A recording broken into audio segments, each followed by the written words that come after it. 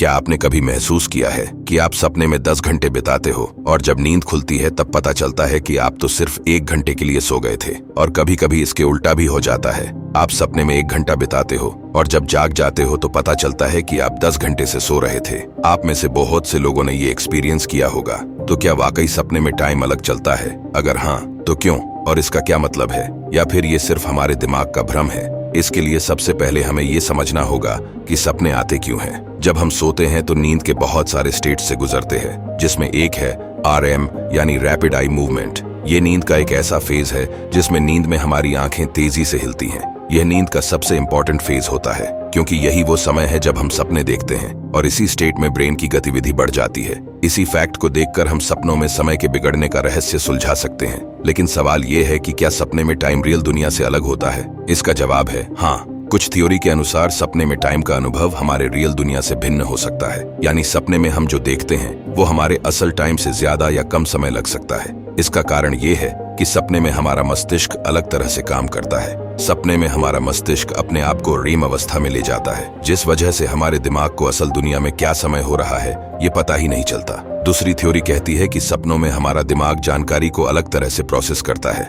जैसे कोई complex situation हम मिनटों में देख लें, लेकिन सपने में दिमाग उसे बार बार चलाए तो ऐसा लग सकता है कि घंटे बीत गए। इससे समय धीमा लग सकता है। ये सिर्फ एक थ्योरी है, इसका कोई भी साइंटिफिक एविडेंस नहीं है। नींद के दौरान एक्चुअल में ऐसा क्या होता है जिससे समय धीमा हो जाता है, ये अभी तक तो एक रहस्य ही है। ये अनुभव जिंदगी में सभी को होता है। किसी को अपने सपने याद रहते हैं और कुछ उसे भूल जाते हैं। सपनों के बारे में एक और फैक्ट ये भी है कि कुछ लोगों को महान आविष्कार के लिए आइडियाज सपने से ही मिले हैं। उदाहरण के लिए अल्बर्ट आइंस्टीन का प्रसिद्ध सिद्धांत E=mc² सपने में ही उन्हें सूझा था। इसी तरह रशियन केमिस्ट डिमिट्री मेंडेलीव ने प्राइमरी पीरियोडिक टेबल का निर्माण सपने में ही किया था। जेम्स वॉटसन और फ्रांसिस क्रिक, इन 2 वैज्ञानिकों ने DNA की संरचना का पता लगाने के लिए सपने का इस्तेमाल किया था। उन्होंने सपने में DNA को एक डबल हेलिक्स की तरह देखा था, जो उन्हें इसका सही शेप का पता लगाने में मदद करता था। मशहूर सिंगर पॉल मैककार्टनी ने अपना सबसे फेमस सॉन्ग येस्टरडे सपने में ही लिखा था।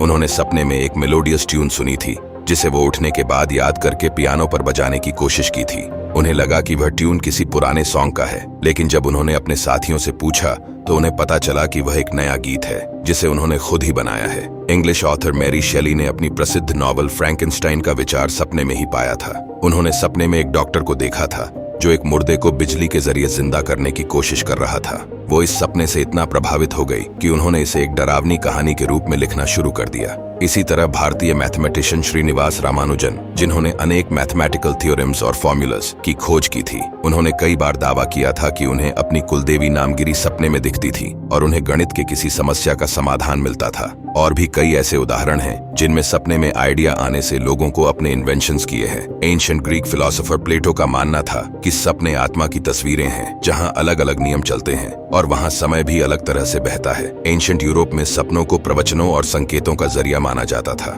वहां भी माना जाता था कि सपनों का समय वास्तविकता से अलग होता है। भारतीय अध्यात्म में सपनों को माया का खेल माना जाता है, जहां दुनिया की सीमाएं टूटती हैं और समय का बंधन कमजोर हो जाता है। दुनिया भर की अलग अलग सभ्यताओं में इसकी अलग अलग मान्यताएं हैं। स्पिरिचुअल लोग मानते हैं कि सपनों के जरिए हम अपने आत्मा का दर्शन करते हैं। वो कहते हैं कि सपने में हमारी आत्मा हमारे शरीर से बाहर निकलती है और अन्य लोकों या अवस्थाओं में घूमती है।